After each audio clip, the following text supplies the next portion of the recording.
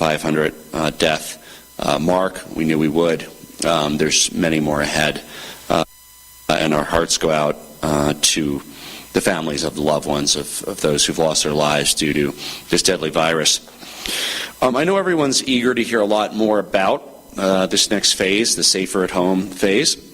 And I want to reiterate, as I've said a number of times, this is not in any way going back to normal. It's not going to go back to the way we lived our lives in January, February. It's how we can have a sustainable way of life for May and very likely with modifications beyond, a way that we can get the health protection we need, the psychological ability to endure, and the economic ability to endure for families who need to put food on the table.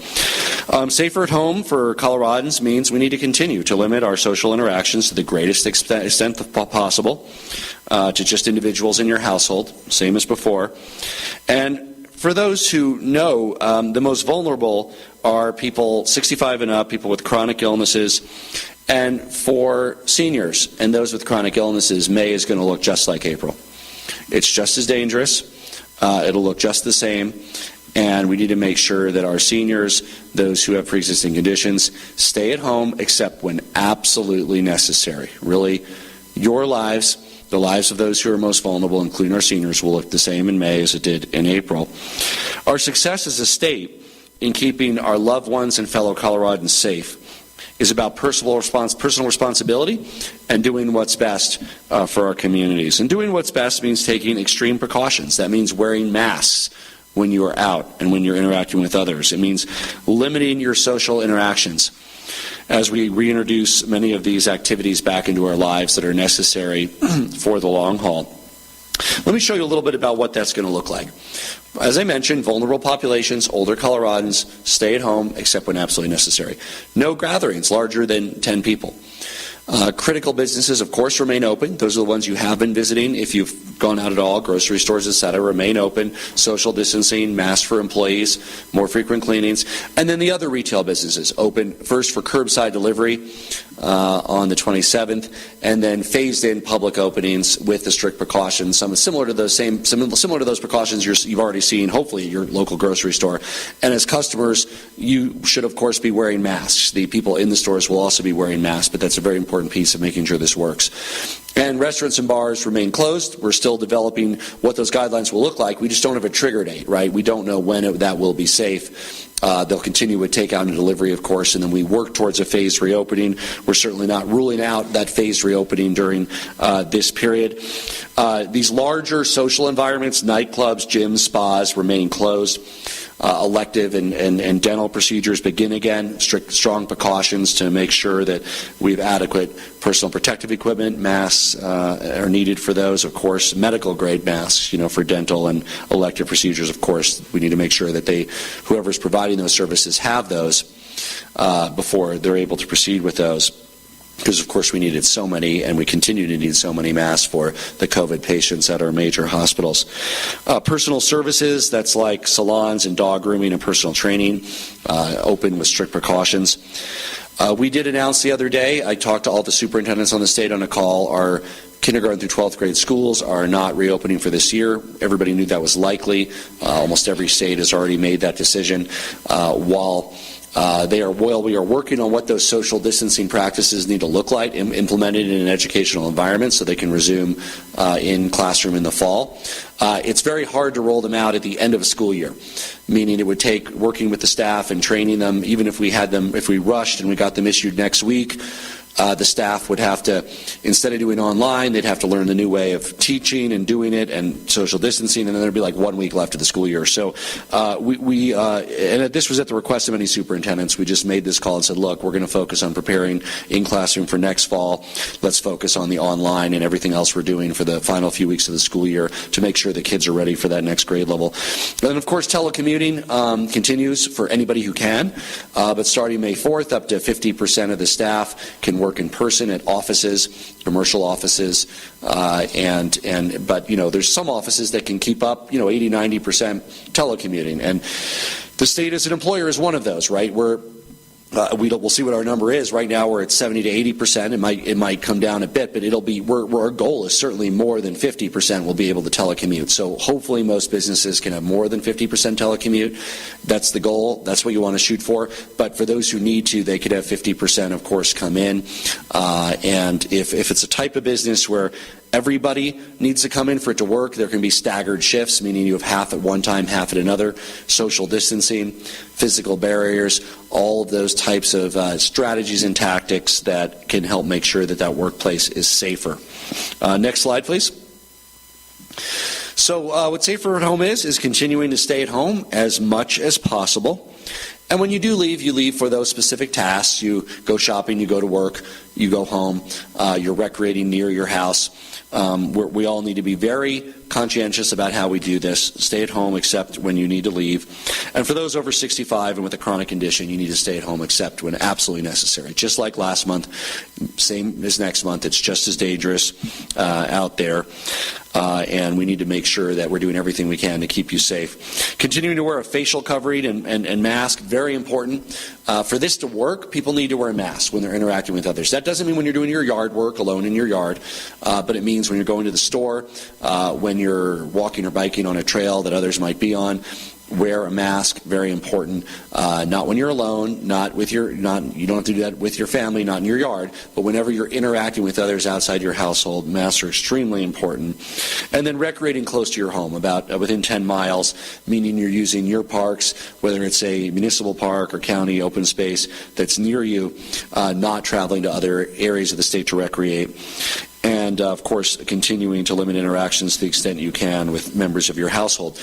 Just as important, what Safer at Home isn't. It's not any kind of free-for-all. It's not an opportunity to go out and get the virus and spread the virus for too many people. I mean, it's not an excuse to turn this into some kind of vacation. It's a pandemic, not a vacation. Not having parties or get-togethers, not having unnecessary travel. All of those things, there'll be a day, we'll be able to do them, we'll get through this, but to get through this, we need to forego some of those things for May. And I know that we all understand that, but just resist that temptation. We need to resist that temptation for a month. I want to present this in Colorado fashion, what we're talking about here. Here's another way to visualize it. We're on the bunny hill right now. The next step is a regular old green run, green circle. We're not doing the blue runs. We're not doing the blacks or double blacks. We're keeping it gradual here, and we're ready for this challenge. We're going to do it, and we're not going to fall down and hurt ourselves. We don't want to go on to a double black diamond or a terrain park or anything like that, because we will get seriously hurt. So that's one Colorado way of putting it. Here's another Colorado way of putting it. If you're into mountaineering rather than skiing, right now we're at the trailhead. Let's say the trailhead's 8,000 feet of elevation. We're not gonna summit it right away, right? We're not going all the way up. You haven't trained, you don't know it. We're not sure. We have to check the weather, the time of day. We're not summiting the 14er right now. We're going up another 1,000 feet. We're going to feel it out, and then you know what? If we're okay at 9,000, 9,500, we're gonna check out when we're comfortable to do the peak. But we're not doing the peak right now. We're ready to go up to a higher elevation, challenge ourselves. We're going to do it safely together and do our best. I know we're having a little fun here in a Colorado way, but I'm doing this to make a point. We need to manage our expectations and manage our behavior in the coming months. And, in this case, month, but we know that while we hope June will have more ability to do the things we love, we don't know that yet. It'll still not be a free-for-all, right? This is May we're talking about here. We're going to do this in a manageable, sustainable way. And frankly, if we don't succeed at the stay-at-home phase, if we're falling down left and right on that green circle, it does mean back to the bunny hill. It means that some of the things that we're doing have to be further restricted because people aren't doing them in a safe way, right? So people need to wear masks. We need to do everything we can to avoid social interactions. I know we can do it. It's a matter of individual responsibility. It's a matter of our actions that we take affecting ourselves and affecting others. When we determine what activities are being reintroduced and the timeline for them, a lot of that hinges on the potential risk of spreading the virus in each scenario and how best we can mitigate that. That means the scientists are weighing in the transmission risk of each activity. For a personal activity like dog grooming, it was not open during this critical phase. It was not allowed during stay-at-home when people had to stay at home, but it can be done with very little social contact. That's why it's in this area of the graph. And we're going to ask, of course, dog groomers to set up a practice for contactless drop-off, minimizing interactions, pick-up, payment, all of those things. It's a little harder in a retail store, but we've seen great innovations already. We've learned a lot from those essential retailers that have been open this last month. Best practices in grocers, in pharmacies, in so many other stores. That means taking precautions like one-way aisles, right? Think about it, where rather than passing several people are going the same way. They're maintaining the distance. They come back through the other aisle. Of course, mask wearing, and making sure we do that in a safe way, cleaning, etc. Very, very important. Now, to compare those that are going to be happening in May to stuff that isn't happening in May. Like a Rockies game, right? 20,000 people. Gosh, we hope 60,000 people when we're in a pennant race. People that are packed in closely, eating and drinking. Very difficult to get the hygienic and distancing practices right. And as much as it pains me, while we hope Major League Baseball has a season this year, and they're very thoughtful about how they do this, it's going to be in a different way if they can pull off a season, right? And that's why they're having those discussions about whether they use spring training stadiums and just have no audience or exactly what they're doing. But that's why that shows sporting event as a high exposure risk. That just is by the nature of what it is. 20,000, 30,000 people all together, food and drink and fun. We'll get there. We all can't wait. But that's not May. It's not just about the customers, these protections, right? The folks that are getting their dogs groomed or their hair cut or shopping in the store. It's also about the small business owners and the workers and store clerks and everybody who needs to earn a living. So everybody has the same interest in staying safe in this, whether you work in a store, whether you want to go to the store. We all have this absolutely critical interest in being able to do this in as safe a way as possible. So I want to go over some of the major guidance that both individuals and businesses need to have to make this next phase as sustainable as possible. I'll go over them at a very high level. There's going to be specifics that are outlined by public health around these practices in each area. As consumers, as individuals, you don't need to know them. If you run a salon, if you run a store, you'll need to know those specifics. That's all happening in the next few days and this weekend. But I'll go over this just at a high level. And by the way, there is a consumer. That means you, if you shop in a store, you have a responsibility too. You should wear a mask, right? And you should also respect the social distancing in that store, in that environment. It is about your health. It's also about the health of those who work there. Please make sure we're helping to keep those who work in retail safe, just as you have been doing, hopefully, for those who work in grocery stores and pharmacies and the businesses you've been frequenting. You want to stay safe. You want them to be safe. We all want to be safe. And we're doing it in the best way we can. For the general public, face coverings, so important, staying 6 feet apart, no social gatherings. If you're sick, you don't go to work, right? Any symptoms, you are not going to work. And then avoiding unnecessary travel. And then for vulnerable populations, it really looks just like this last month. And I know that pains me, and it pains you, because grandparents want to visit with their extended family and their grandchildren, and they want to see everybody, and folks with pre-existing conditions want to go back to normal. But it's absolutely critical that we take these precautions. I mean, we don't, even in your own family, you don't want to be short-sighted where grandma can see everybody this month, but that might mean she can't see anybody for the months and years ahead, right? So let's be careful this month. Use Skype and phone and Zoom and talk to them and bring everybody together virtually.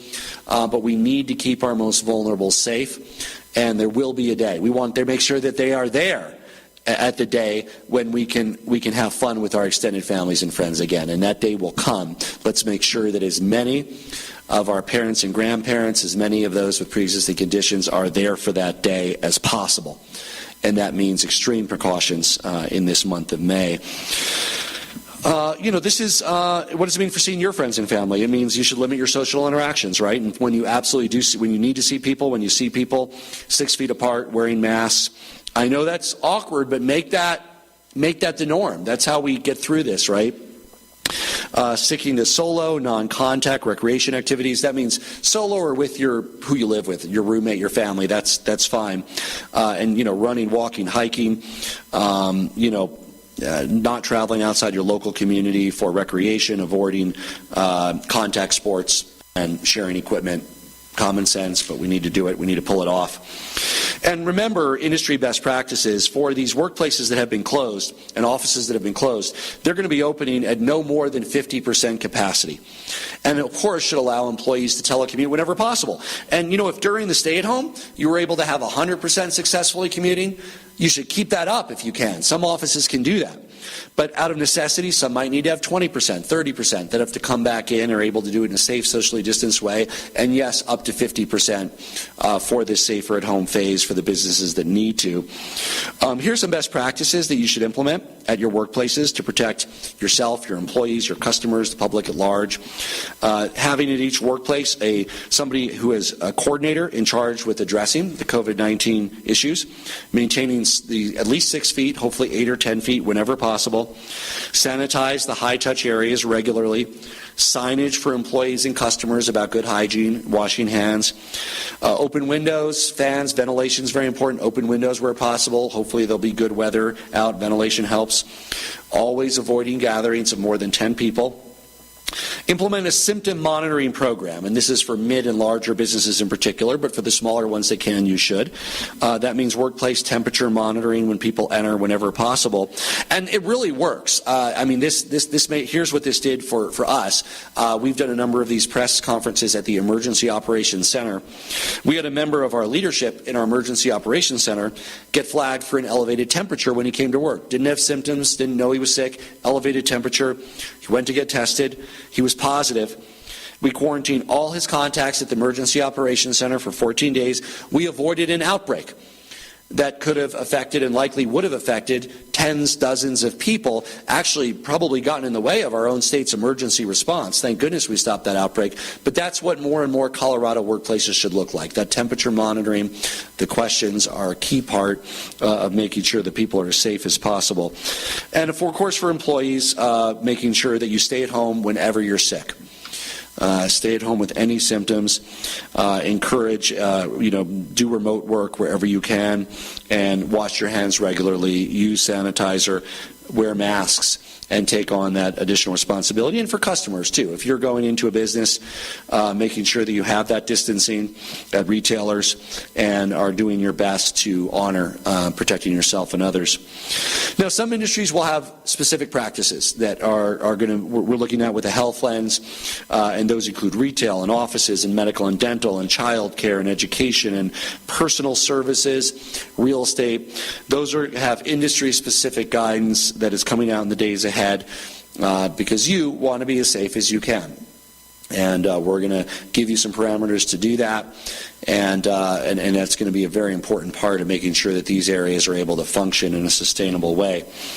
Look, many local communities, especially those with large populations in areas that have hotspots, might have more restrictive rules in place. That's completely appropriate. It may be a county or community-wide rule, or it may be a facility-specific lockdown, because there's an outbreak at a facility, and there's a number of people associated with that facility that might be in quarantine for a period of time. So work with your county health authorities. There will be times that, based on real-life evidence and information, they might need to be more restrictive. So, too, communities will have local flexibility to make that work. And that means, of course, staying consistent with our state, but they can go further. Every city and county, of course, should have that flexibility to meet their needs. And that means that if they want to relax guidelines, they can apply for a waiver from the Colorado Department of Public Health and Environment. Just common sense requirements there for that waiver. They need to, of course, show that they have a low case count or demonstrate a proof of 14 consecutive days of decline, just a threshold issue. They're not going to be doing this if they're on the upswing, only if they're on the downswing. And secondly, the written county COVID suppression plan, the county plan, needs to be in place. It needs to be thoughtful, approved by the appropriate county health authority, hospitals within the jurisdiction, and elected leadership, the county commissioners within the jurisdiction. So just that thoughtful way.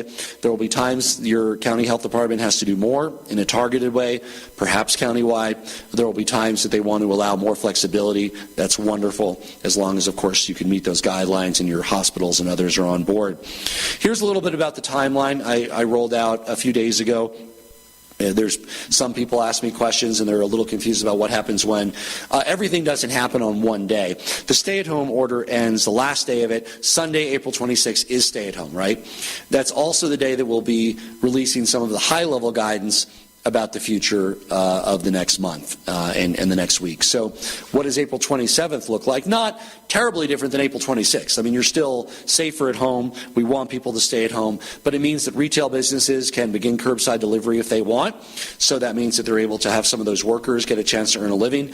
And during that few-day time period between April 27th and May 1st, they're also preparing those stores if they want to reopen for the public on May 1st, right? So people can go back to work if your retailer wants to reopen April 27th. Curbside delivery, real estate showings can resume. May 1st, if they've implemented those best practices, which they hopefully were doing those last few days, it might include decals and ways of doing business without having proximity, then the stores who want to open, some will be open, and many personal services will be open as well. And then May 4th is when office workers, up to 50% of a workplace, are able to go back at reduced density. That's very important. But it's not a contest to see how many people you can have go back to the office. I mean, this is the challenge for employers. If they can telecommute, they should still telecommute. It's wonderful if you have a kind of business where 70-80% can telecommute. By all means, keep that up, right? But if you absolutely can't, and I understand that, some businesses will go out of business and the jobs won't be there for folks if they can't go back. They're able to go back at 50% capacity and with those best practices to be able to do what you need to do to be able to get business done, keep those jobs, keep earning salaries. Very, very important. That's May 4th. I know everybody's chomping at the bit, but we need to get this right if it's going to be successful. So it's incredibly important to get this right. Every state, every country, we're all charting new ground here. We're making the best, most informed decisions we can, but we can only offer the guidance, the orders, the information. It's up to Colorado to get it right. I know we'll get it right. I know we'll get it right. And our workforce is growing. These are some of the things that we've been doing. We'll go to the next slide, and I want to clarify some of the things from Monday's presentation. First of all, we would never classify this as any kind of grand reopening, and I think you know that, right? I've said probably every single time we're not going back to how we lived in January and February and taking all this for granted. We would be on an exponential curve. There would be tens of thousands of fatalities in a very short period of time. We've seen this happen elsewhere. Colorado, as special as we think it is not special in that sense. It would happen here if we did that, and that's why we're, of course, not having some massive grand reopening and going back to how we lived life last year. That day will come. That day will come. Big neighborhood parties, nightclubs, sporting events, it will come. But it's not now, it's not May, it's not in our immediate future. Second of all, the primary goal, as we described it at the time, of the stay-at-home order, was to reduce the spread of the virus, to knock down that exponential curve, which would have made, New York lost 14,000 people in 3 weeks. I mean, and they're only 50% bigger than Colorado, New York City. I mean, people think, oh, New York, it's so big. It's like a Colorado and a half. Now they're in one city for 14,000 people, and they're losing more every day. First of all, we wanted to make sure the hospital bed capacity is there. And by and large, that's increasing. We now have, or are bringing on board soon, 600 beds at Denver Convention Center, 250 at the Ranch in Loveland. I really hope we don't need them. I really hope we don't need them.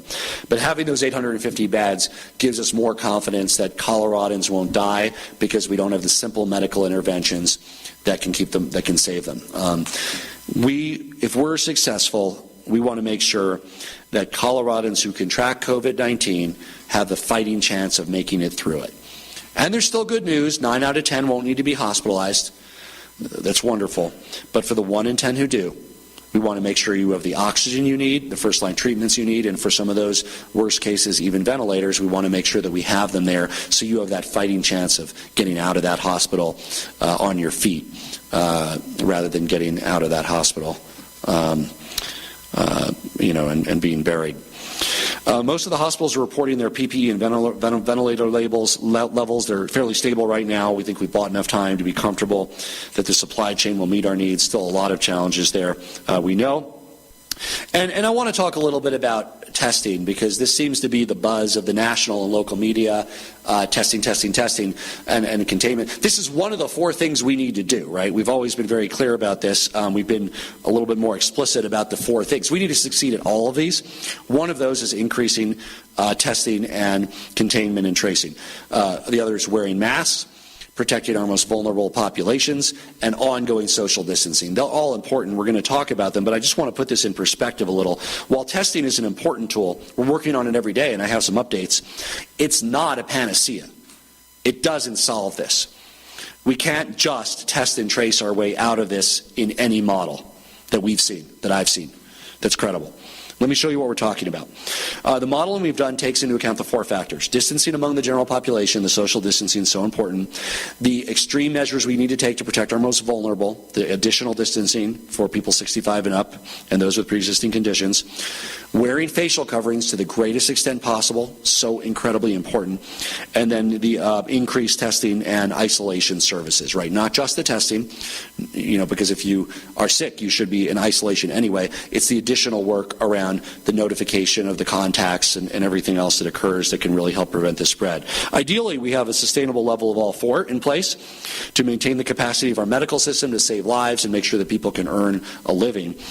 If we have more distancing, then they all are variables, right? If you have more distancing, you might not need as much testing and isolation. If you have more testing and isolation, you might not need as much distancing. All important. They all play off each other. They all interact with one another. Ideally, we have a sustainable level of all 4. If they're working well together, then we can ratchet down and allow some of the other activities, like restaurants at partial capacity, sometime during the month of May. It's certainly a hope that if the data bears out, we'll be able to achieve. But we did test the scenario just so you can see what it looks like, because people are saying testing and containment, so important, which they are, one of the 4. The most aggressive level of testing and containment we could even realistically get to, let's say somehow you could get to 80% of symptomatic patients within 48 hours. Remember, symptomatic is only part of who has it. There's still people who silently spread it. But let's say you could somehow get to isolating 80% of symptomatic patients within 48 hours. That would be a home run for testing and containment.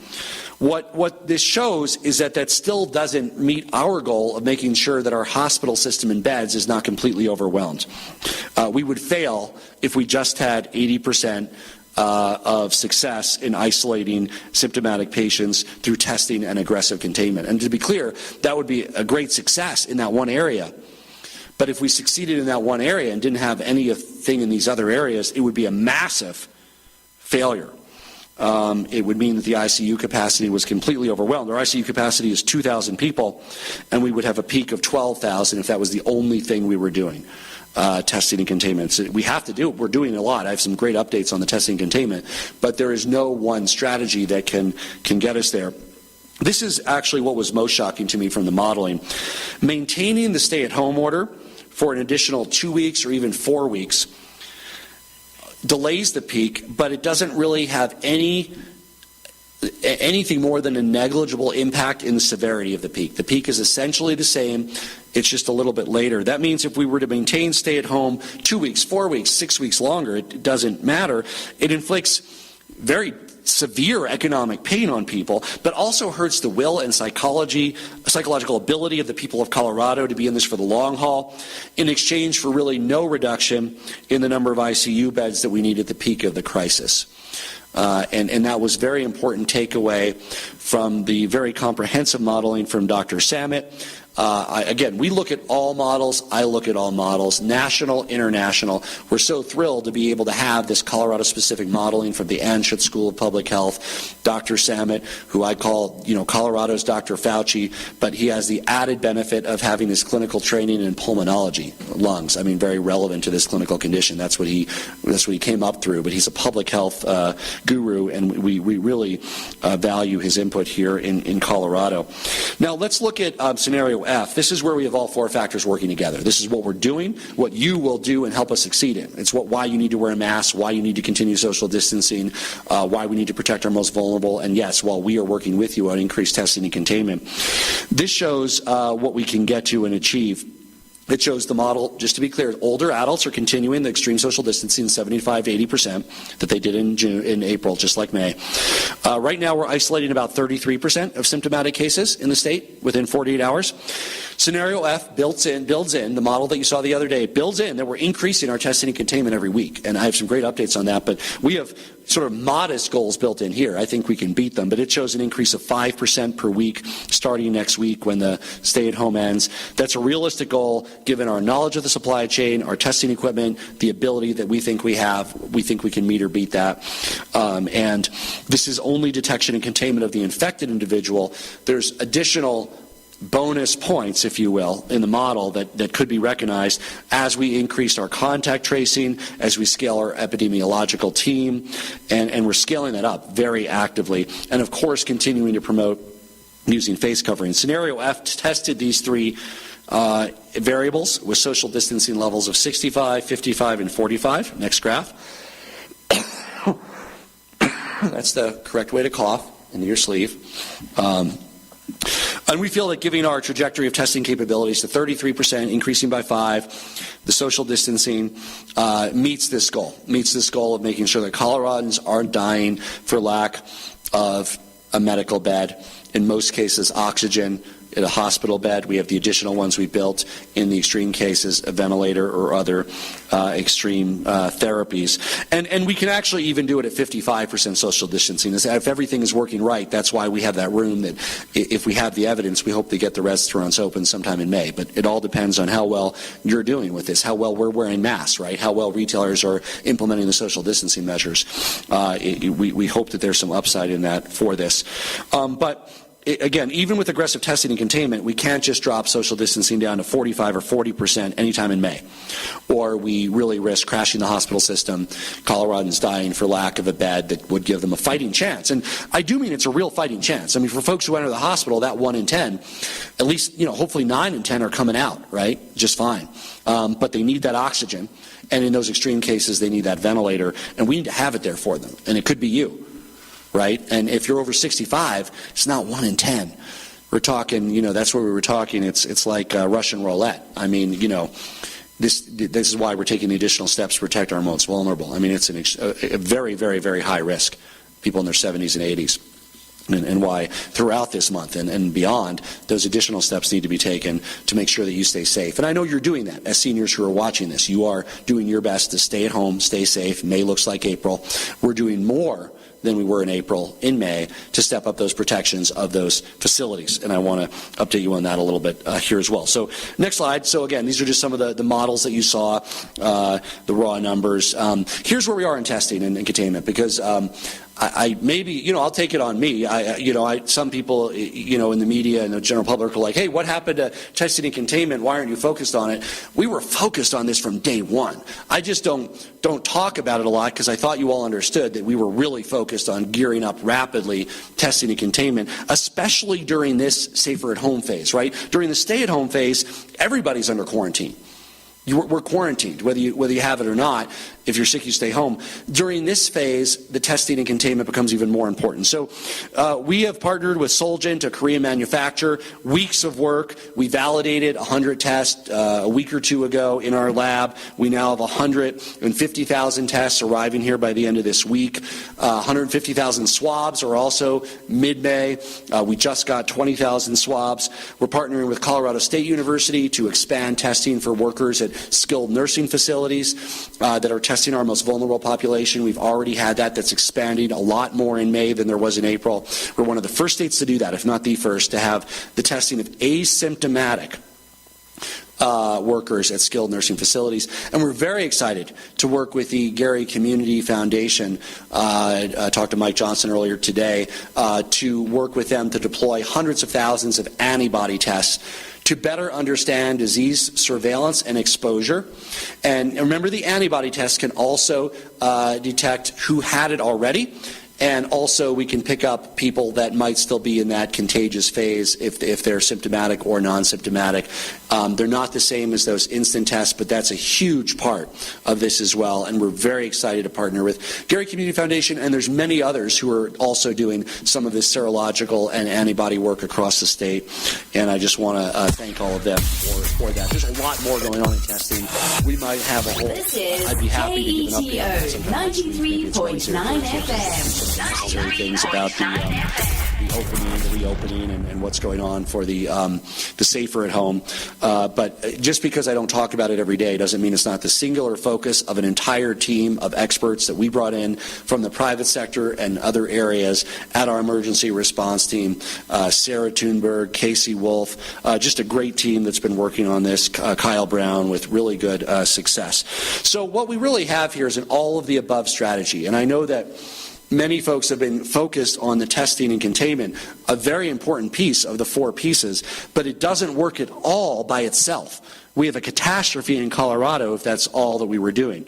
This has to run alongside these other areas. That means maintaining the social distancing, right? Not the 75 to 80%. We knew that wasn't sustainable. That's a stay-at-home order. It's not sustainable, right? People have to earn a living, and they have to have that emotional and psychological fulfillment to be in this for the long haul, for the month of May, very likely the month of June. So we maintain that. Additional protections for our most vulnerable. Stay at home, except when absolutely necessary, exactly like you did in April.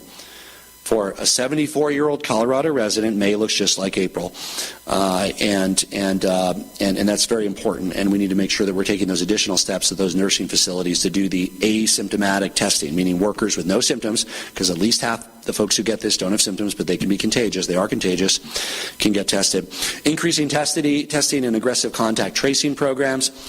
What was built into the model was 5% increase per week. I think we can beat that, but we wanted to be reasonable in the modeling. Building more healthcare capacity. Those beds are online soon that I mentioned at the ranch in Loveland, in Denver, some 50 in Grand Junction. Face covering wearing culture. We have to be able to do this. It's for this to work. It doesn't have to be a Broncos mask. It's allowed to be a Rockies mask or a Nuggets mask or an Avalanche mask too. It can actually be any mask that covers your nose and mouth. And what that does is a couple things. Of course, it prevents the particulates from coming in and going out. If you're contagious and don't know it, others won't get it. It can reduce the risk of you getting it as well.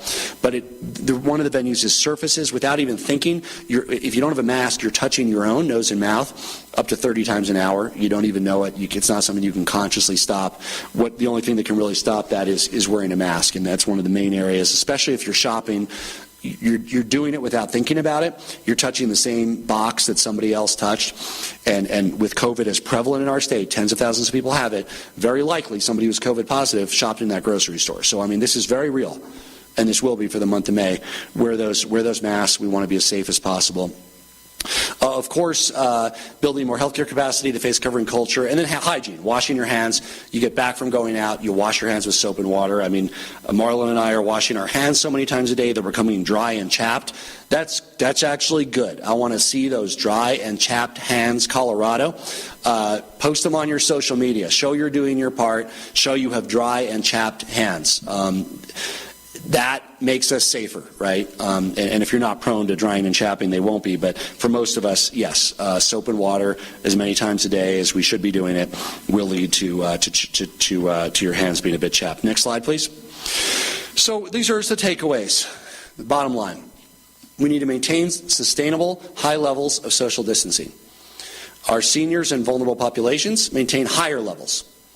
And each intervention, testing and containment, wearing masks, strong precautions for seniors alone, none of those by itself keeps us below our hospital capacity. A successful strategy combines all of those interventions, and that's what we're doing. Just another anecdote about one that worked. We've already had, we're one of the first states, if not the first, to do testing of the workers at the senior and nursing home facilities. We've had our Colorado National Guard at 3. We've already detected several workers at those facilities, at least I think 3 to 5 that were tested positive and are now not going to work.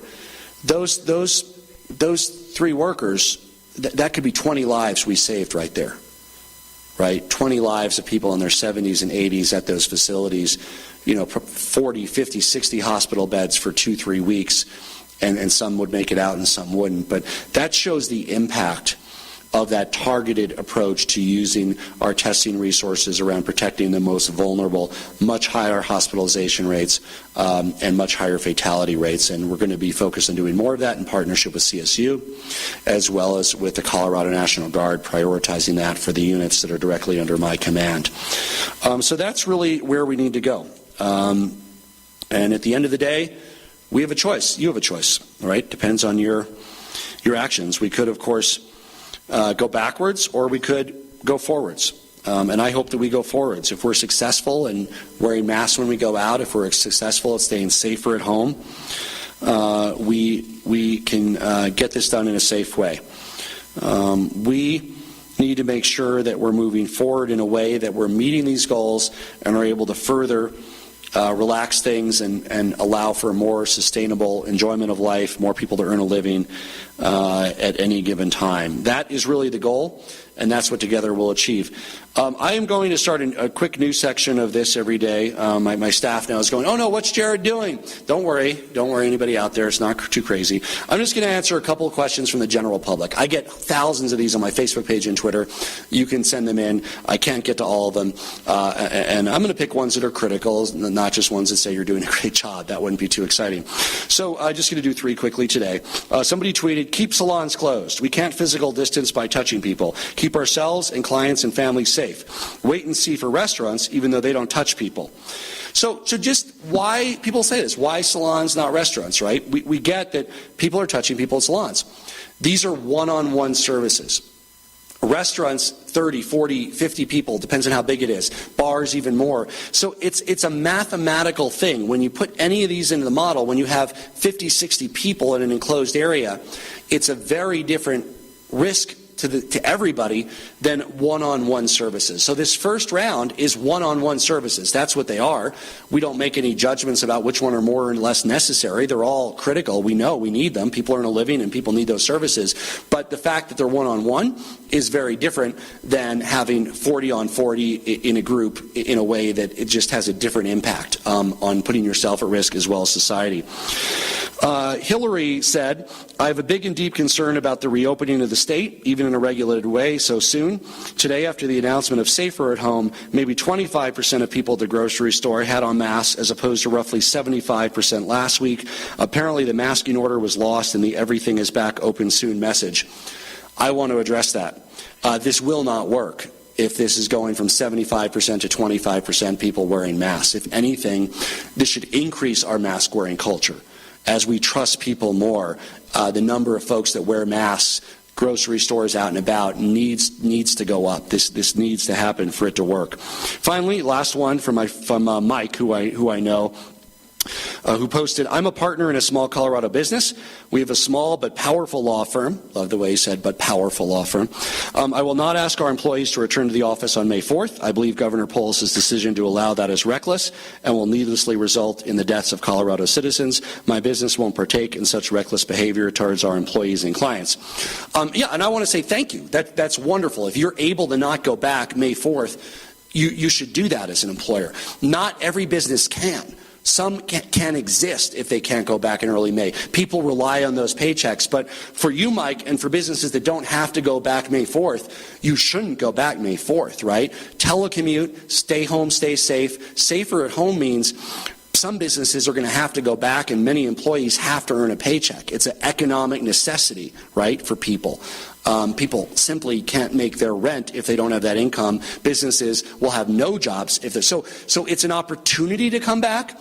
In no way is it a mandate to go back. And I applaud you, Mike, and your firm, and I applaud any employers that are able to make this work a few weeks longer without having folks come back. So thank you. Keep up the good work, and we'll be happy to take some questions. We'll do the first from the room, and then we'll go to the telephone. Mary Ann. Yes, why are you going ahead with opening the state when you don't have the necessary testing capacity? And what is our testing capacity now compared to the CDC's gold standard of 152 tests per 100,000? So I hope that I addressed that in my presentation, Mary Ann, that testing alone at any level is not enough to reopen the state. I also shared for the first time some of the exciting news on testing. There has been weeks of work, but the 150,000 that are arriving this week from Seoul-Gent in Korea, the 150,000 swabs, the 20,000 we already got, we'll go back to that slide. We're one of the first states, I think the first, to do asymptomatic testing of workers at nursing homes, at least in an ongoing way. We've already done 3 major centers. We're starting with big ones and working our way down, both the Colorado National Guard, the partnership with CSU, additional work, hundreds of thousands of tests, Gary Community Foundation. I'm not even getting down to, Marianne, the details of the 5,000 tests here or there that we're getting, Routt County has 3 drive-through facilities, Pitkin County ordered 1,000 serological tests. I mean, this is happening all over the state in very important ways.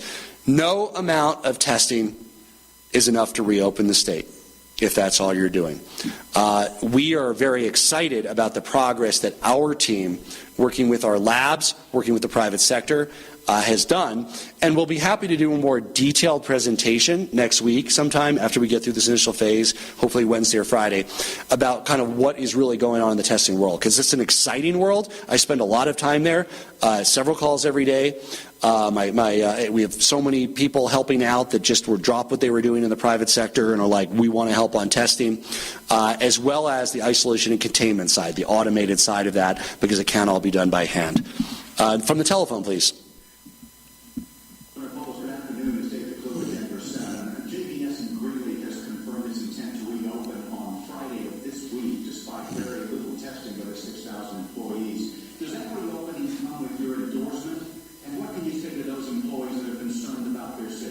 We have worked very closely with both JBS and the union. In fact, I just talked to Jill Ryan, our head of Department of Public Health, moments before this press conference. Testing will absolutely be a part of going back to work, especially that community testing to see where it's at for roommates and people who live, as well as significant additional safety protocols at the workplace.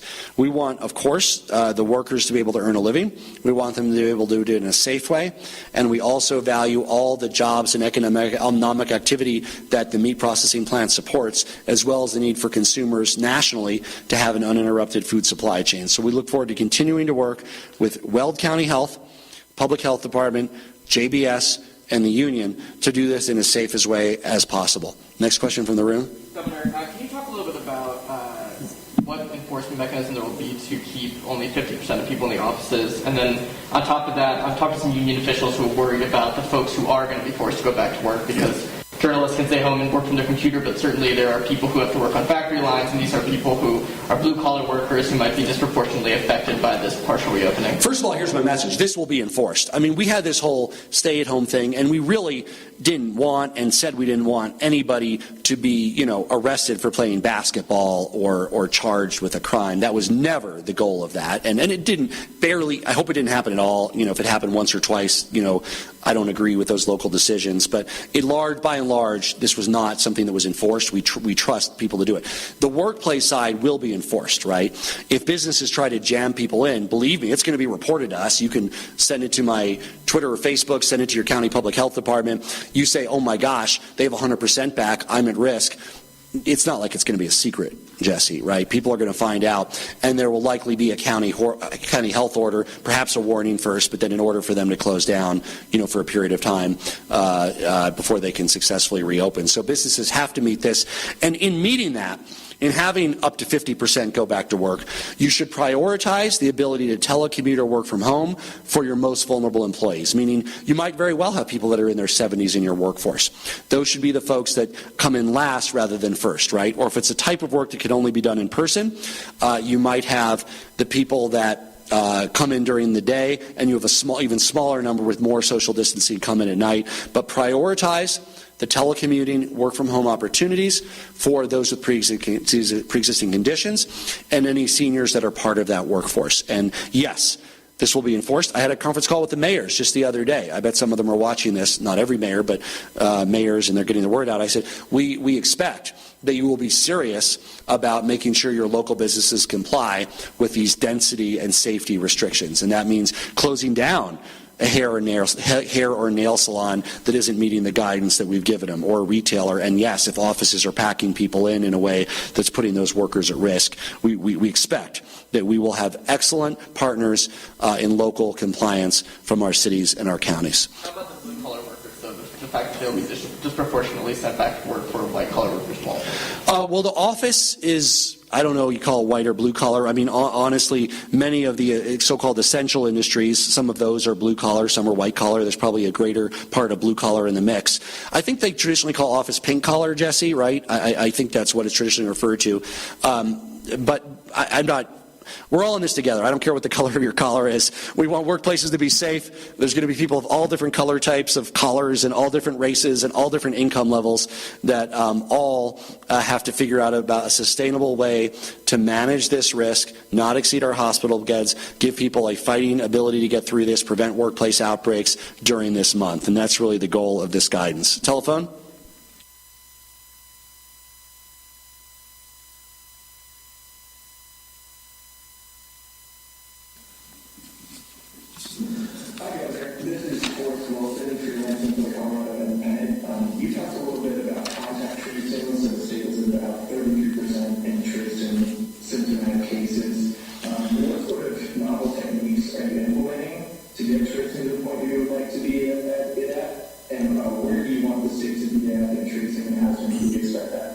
Four ways we're doing that. The number 4 keeps coming up. There's 4 strategies around what May looks like and safer at home. There's also 4 ways that we're doing this. It just happens to be 4. And I've been on calls today about various incarnations of these. One is the traditional way. Epidemiologists, we're hiring more. They call the person, they find out who they were in contact with. There's quarantines for the people that they've been in contact with. That's very labor intense. We want to do more of it. We are doing more of it. We'll scale that up. That's number 1, more of what has been done for decades, more of it. Second, automating some of that. It's not going to be the same effectiveness as the kind of old-fashioned way of doing it, but we want to automate more of that, meaning people can do it through an app. They can do it in an automated way, so folks who we can't get to with a high-touch way are still able to have some positive impact of that with warnings going out. Third way, app, a symptom tracer app that's very exciting that we've been working on for some time, that the more people that use that, and we'll be talking about this next week, the better that will be. And then finally, building in more of a communications component to that app, making sure that we address the valid privacy concerns, work with stakeholders like ACLU and others to figure this out in a way where people can get push warnings. You were near somebody who might have had it, might be contagious.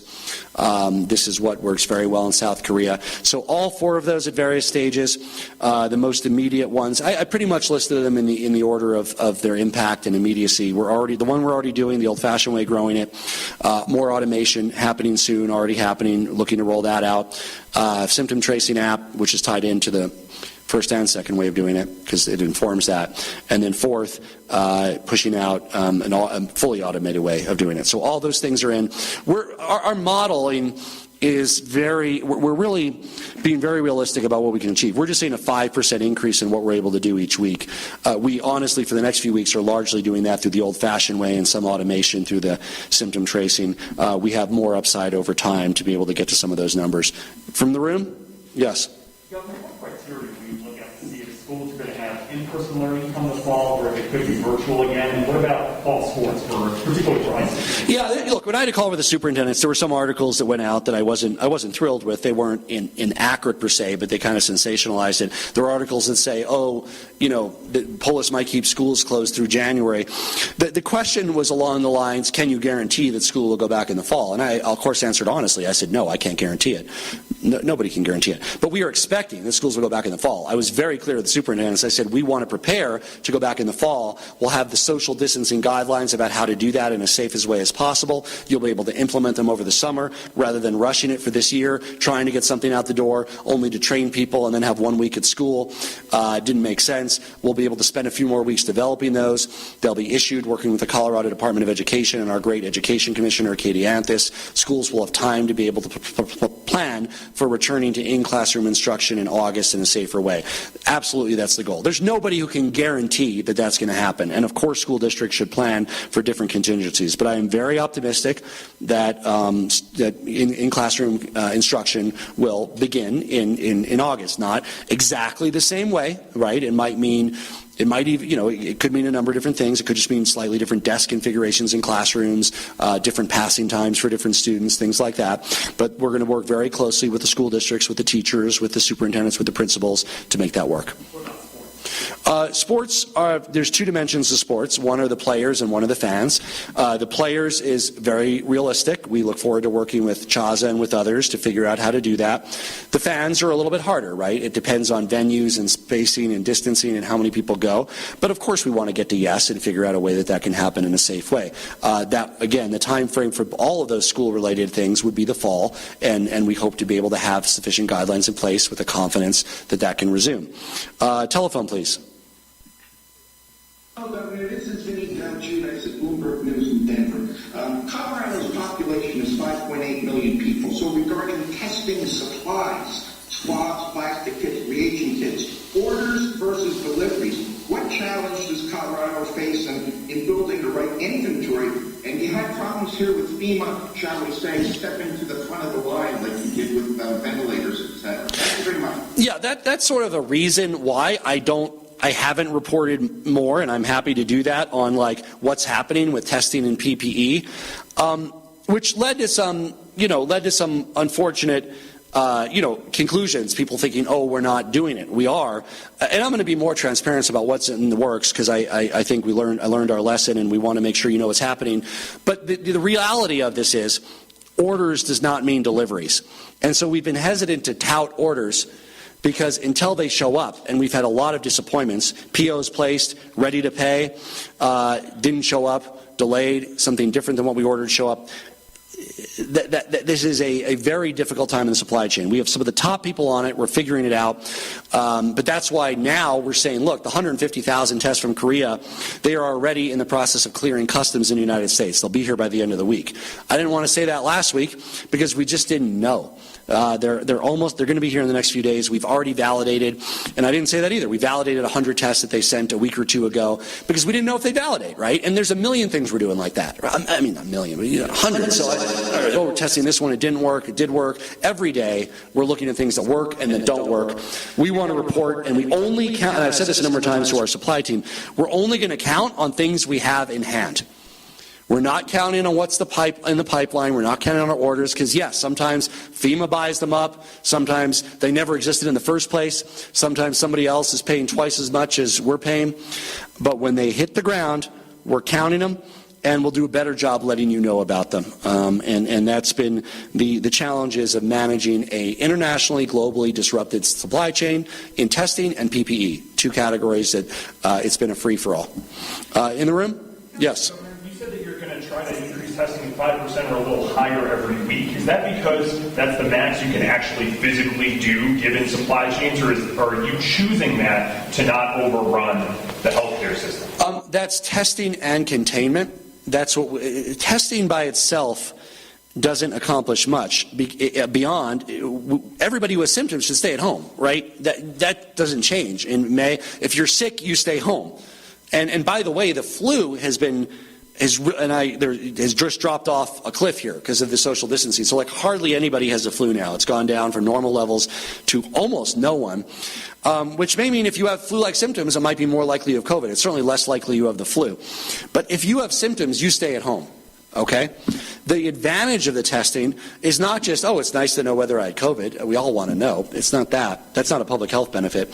The benefit is the tracing and identification of contacts, additional formal actions like quarantine orders for those who are exposed, and additional informal awareness level actions for people who are exposed. That's the harder part about the capacity building.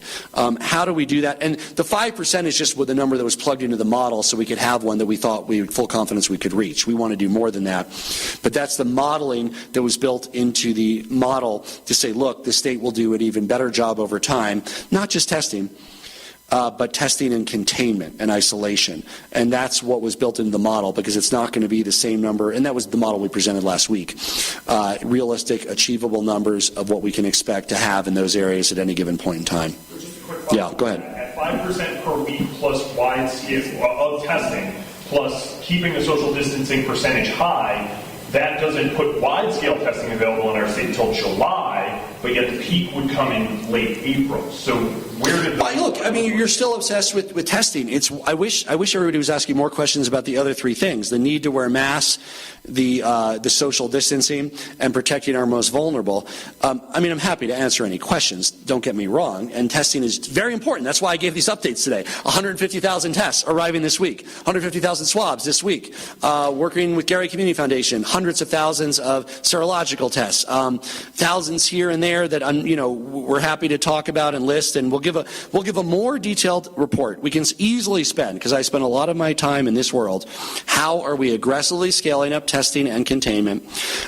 Next Wednesday or Thursday, we'll take you through that whole thing about exactly what's happening, including the things in early stages that are near delivery, everything that's in the work. It's very exciting. It's very promising. But even when it is completed and fully online, and there's whatever you define as mass testing, it doesn't mean that you can ever say that you don't have to do anything around these other areas, protecting our most vulnerable, wearing masks, at least for those who are transacting business with the public, and of course the continued social distancing. So we're going to get there. We're working very hard. We have a team to lead the way. Hundreds of thousands of tests that we've been successful in acquiring, and many times in competition with other states and other providers. Our private partners, our hospitals, our labs are doing a great job increasing the capacity, and we're going to need every test that we can do, because it all helps us reach these goals. And you know what? If it means that through aggressive focus on increasing testing and containment in a month, we're more successful than our models show, it means that you can have 50% social distancing instead of 55, right? And that means a couple things. It means millions of dollars of economic activity. And it also means more psychological fulfillment and emotional fulfillment for our residents to know that they're in this for the long haul. So testing and containment is a critical, indispensable part of the overall equation. It's a critical tool. I gave you some insight into the plans and the news and the numbers of specific tests that are arriving in Colorado, that are here, that are on the way, that are ordered, that are being done already at senior care facilities. And we'll be happy to walk you through all of that next week. And I just hope everybody pays attention then. I hope this testing and containment isn't just this week's news cycle and everybody's on to something else next week. So please pay attention when we're presenting all that. We'll do it next Wednesday or Thursday. We just have to get through a lot of the safe reopening work and social distancing work around our necessary businesses, and then we'll get into a lot more detail. But I did want to provide some of that detail, just the numbers of tests, what we've ordered, weeks of work from our team, great people that have come in, are helping Colorado win in the supply chain battles, win in our competition with other states, with other countries. We are able to do this working with providers in South Korea, our own universities, domestic, local labs, and others in being able to make sure that we're a leader in this area. Telephone? This is Sarah Meltzer from Shopee. Can you hear me? Yes, go ahead. Okay, great. We have been hearing about some rural districts that are planning to start bringing teachers and students back to school as soon as April 27th for in-person tutoring, and I'm wondering if this is in accordance with your decision to keep schools closed this school year.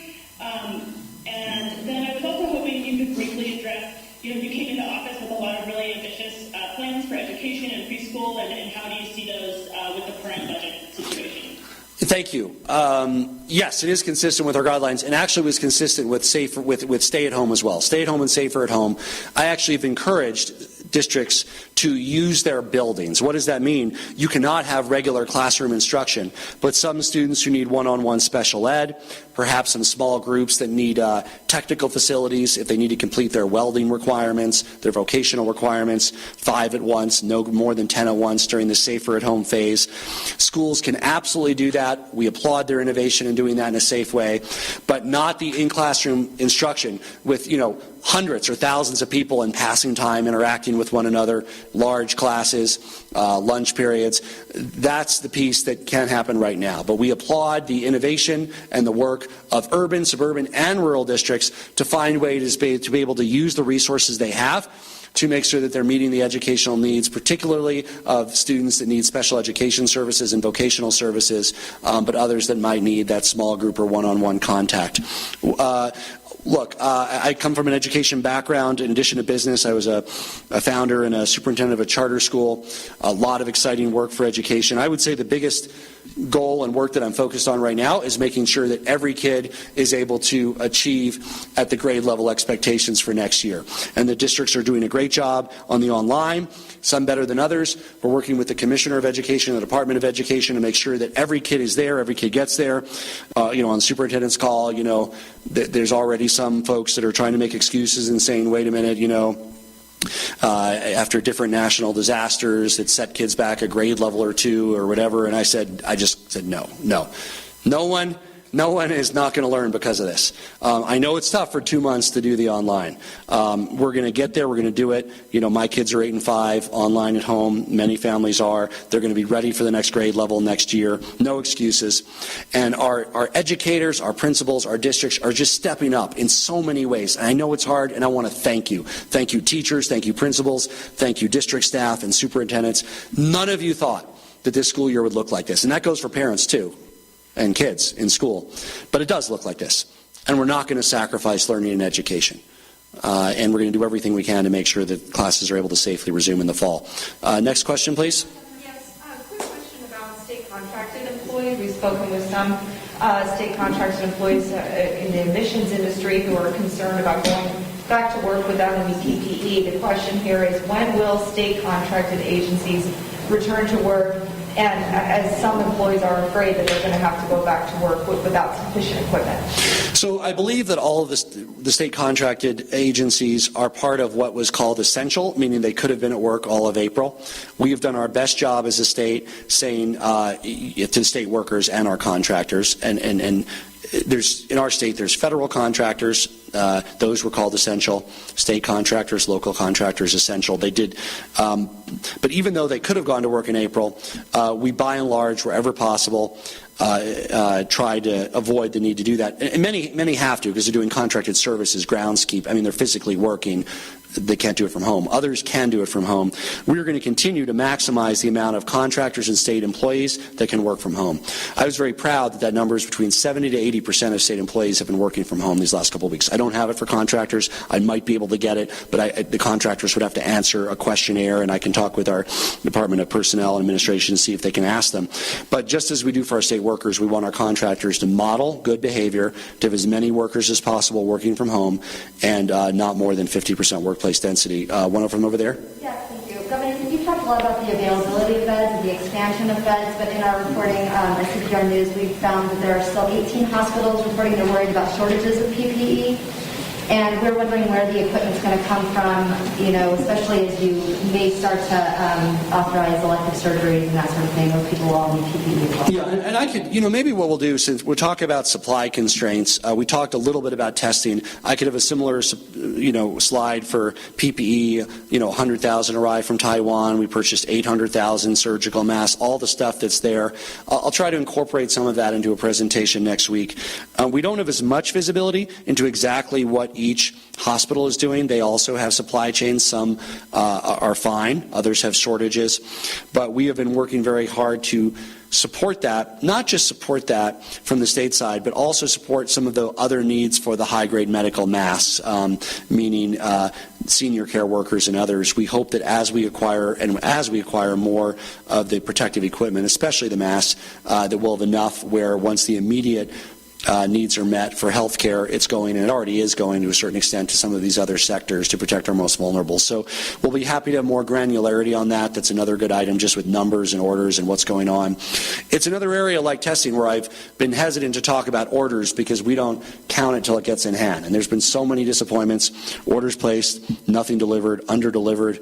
But we will be happy to talk about that pipeline and open up a little bit about what's in the works and kind of share some of that information sometime next week. Telephone? Question from the phone. Hi, Governor Polis, Kyle Clark of 9 News. Widespread testing is one part of that multi-pronged strategy. Yet it's so crucial. The state's elite model that Dr. Sanders told us he didn't even model a scenario without widespread testing included. So my question is, will the other measures that are part of the strategy need to be more strict or last longer in order to make up for the lack of widespread testing? Very important question, and I want to answer this very clearly. The modeling that Dr. Samet, Dr. Herlihy did showed a 5% increase in the ability to do testing and containment each week during the safer at home period.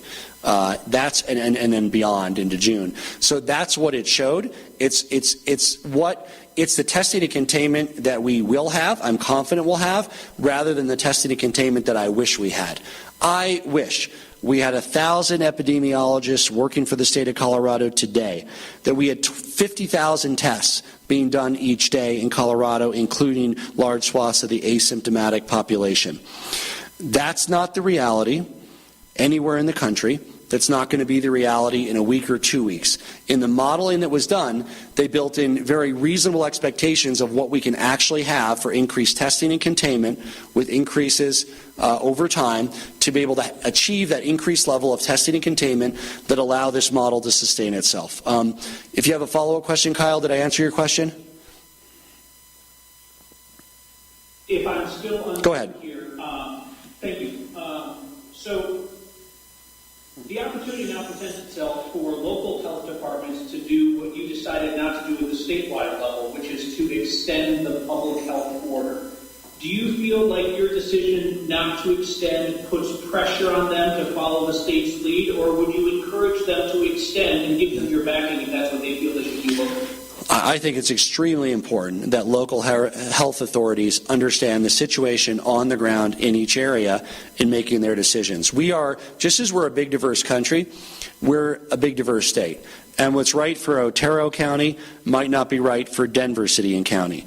We saw the work that Eagle County has done on the public health side. That will be one of the first recipients of a waiver. I think Mesa County also worked on it. We're having a more formalized process around a multi-stakeholder way to do that. There will also need to be counties that might have hotspots. Now, again, I would encourage them first, Kyle, to say do a site-specific or community-specific action. But if it's widespread, if it's not just a site-specific action, absolutely. They should take additional steps as a county, and of course I would be supportive of those efforts as long as they're based on science and data. Last question. Yes. Just quick questions from our reporter, Sean Chinez. Self-employed workers who qualified for pandemic unemployment beginning on Monday say that they are still unable to get through by phone or online. Is additional assistance coming to this service? Yeah, that's been rapidly scaling up. So I actually haven't heard anymore that people can't get through online. That was a problem initially. They should be able to. Maybe at a brief moment in time they couldn't. But the Colorado UI website, fully functional. Phones are, as you might understand, backed up. We're increasing capacity. We're taking more calls. The website should work fine. If it doesn't, let me know. But that was an issue a couple weeks ago. We've largely addressed that. The guidance just went out around the Monday on gig economy, independent contractors. A lot of people have questions about that. I understand that. You will be able to get your question answered. You won't miss out on a check because of it. But be patient as we're able to field all those inquiries as effectively and as quickly as we can. I'll just take one more from Jesse. Go ahead. It seems like a lot of this press conference today was spent on kind of correcting the record. And it sounds like there's a lot of confusion, maybe among reporters and the public. Are you confident that people are going to be able to make this switch from stay-at-home to safer-at-home if they don't necessarily understand what the difference is? And I'll answer this one in my mask, because wearing masks is very much a part of safer at home, just as it was during stay-at-home. So I put on my Broncos mask here. I'll take some of that on me, Jesse. I probably should have done a better job explaining what it looked like. The flip side of that is we have time to explain it, and some of it is explanations for you, the general public. Others is the technical guidance that is going to be issued around what salons need to do, what retailers need to do, what offices need to do. That's all issued in the coming days. That's not something that you or I need to read, Jesse, but anybody who's in business will need to read that, or controls the workplace, or a store owner. They will need to read that, and the press should report on it, because we want people to know what those requirements are. They're all going to be public. I think sometimes we get caught up in these national news cycles, and I'm frustrated by the national news. I watch it too. CNN, Fox News. I'm not saying it's not a side thing. It's just in talking about all this stuff. Whatever you're watching, they're saying like opening, non-opening. This is not about like reopening or not reopening. It's about how you have a sustainable way of life for a period of time, for weeks and months. I mean, there's some, you know, I think I used this metaphor a while ago. It's not an on or off switch, right? It's a lot more subtle than that. So I would love to see the national news media focus a little more on kind of these real issues. What is the guidance in this area? What's happening in this area? What's safe in stores? How you do it in a new way? Yes, curbside delivery starts in Colorado the 27th. Curbside delivery is relatively safe, less contacts, right? There's not a plan yet for those nightclubs and restaurants. That's later. There's things that are happening. I'm trying to explain them. I'm being the best communicator I can. I know I can do better. I'll try to do better. And I hopefully today help clarify some of that with the time to do it, Jesse, because the stay-at-home order is enforced through the 26th. And life doesn't change greatly on the 27th. There's just a new ways that we have to do things that are sustainable through safer at home. And I'm going to do as good a job as I can explaining those last week, or explaining them Monday, explaining them today, explaining them next week, all of the specifics that will be available to reporters, the general public, but most importantly to the businesses that need to implement them in the coming days. That's what's important. So I'm going to do as good as I can. And I understand there are a lot of questions here and desires for instance, more transparency and information about two areas, testing and containment, and PPE, that's masks and gloves and gowns. And we will provide that. We'll have a session next week where we walk through some of the numbers. I provided just a few today, but I'm happy to do that, and I want to be responsive to meeting the information needs of the public as quickly as we can. And I know that some are frustrated that, you know, information needs aren't met fast enough. I just want to say we are doing, and I mean our emergency operations team, our all of our folks are doing as good a job as we can, being as transparent as we can, knowing that, keeping in mind, and I know you have this in mind too, that we are building, you know, this car as we're driving it. And so they're very hard at work building this system, and that means acquiring PPE, acquiring testing. We're happy when we can to take a step back and be more transparent about exactly how that's scaling up and exactly what our successes and failures and frustrations are, and we absolutely will. But as the executive responsible for the state, I can't detract from our emergency response effort to say, you know what, stop all this. We just want to focus on preparing nice slides. I can't do that. So I have to be able to do it in a way where we want to be transparent. We want to provide those slides. We want to provide that information, and we will next week in those two areas. But I can't remove the ball from the need to actually get these things done. So we're going to be, you know, more transparent on this stuff. I'll do as good a job as I can communicating all I can ever promise. When I run for office, you know, I avoid making promises. I don't like promises. People want you to sign this in your blood. It's an oath, and I never did that. But I'll make you one promise. I'm going to do the best job that I can every day. And that's the promise that I have control over and can fulfill. I am fulfilling. I'm going to do the best job that I can every day. You're going to do the best job that you can every day. Wearing masks, avoiding unnecessary social interactions, staying safer at home whenever you can. And that's how we're going to get through this, Colorado. Thank you.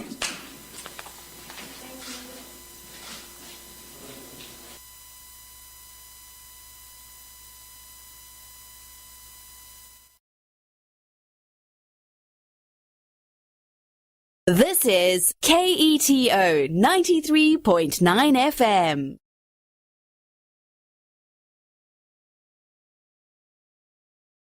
I'm Governor Jared Polis. We all need to do our part to slow the spread of COVID-19 coronavirus in Colorado. That means washing your hands with soap for at least 20 seconds frequently. Avoid touching your face. Avoid large groups of people or close contact with other people. Just stay home if you can. And when you are out, stay at least 6 feet from others at all times. I want to thank all of you who are stepping up already. Through the hashtag Doing My Part CO social media challenge, we're sharing our best practices. Thank you for donating to the COVID-19 Relief Fund or signing up to volunteer at helpcoloradonow.org. This is a time when we all need to do our part to protect our fellow Coloradans and ourselves.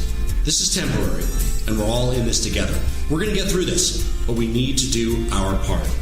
For the answers to all your questions and the latest on COVID-19 in Colorado, please visit covid19.colorado.gov. The preceding was an announcement from the Office of the Governor and the Colorado Broadcasters Association.